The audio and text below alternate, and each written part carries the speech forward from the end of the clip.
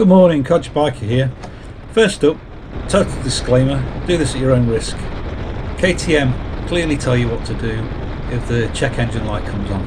Here's what they say. But that's not always realistic, and it wasn't for me on this particular day, so this is what happened. Might be useful to you. But remember, you're the adult here, I'm just the village idiot.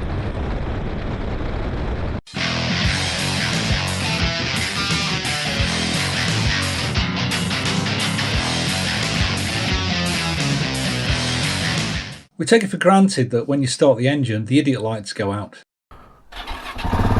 Engine light off. But what if it doesn't? What if the check engine light, or the OBD light, stays on? First up, like me, you pull over, you switch off, and you restart it, hoping that'll clear it. It won't.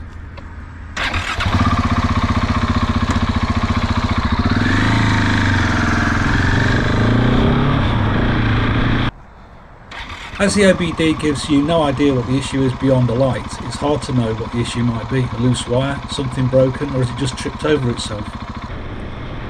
In my case, the bike ran absolutely fine, and I'd had a car with this light on for years. Nobody ever managed to get it to stay off, not the dealers, not even the manufacturers, and they had the car for 2 months once. So the bike was running fine, but it was really distracting.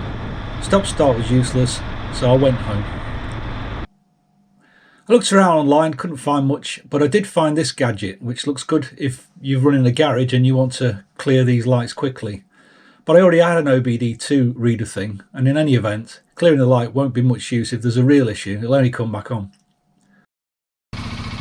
In my case, I suspected, because the only thing I'd changed was that I'd tried to clean the headers, and I'd left ACF 50 and hydrochloric acid all over the headers, and turned the bike on, and the smoke was incredible and accurate. Normally I'd ride off, run the bike for a bit and wait for it to clear, but today I forgot something, so I turned the bike off and left it in a cloud of smoke. Perhaps it inhaled this and it got into the top of the cylinders, into the top of the cylinder. That's what I suspected anyway, because I'd changed nothing else, and the smoke really was quite something. Then I remembered that Dr. J's Triumph ST used to only reset after it had cooled and started a few times. If we changed something and the check engine light came on, it was difficult to get rid of, but eventually it would clear as long as everything was alright. So I let the bike cool properly, and I was expecting it to take a few cycles. Fortunately for me, it reset immediately on cold restart. Phew. The light has not come back on. Of course, I suspect the ECU will still contain a record of the event. Maybe one day I'll read what it said, but 02 is what I'd put my money on. Anyhow, the main thing is to cycle the bike from cold, not stop start it. It might take a couple of goes.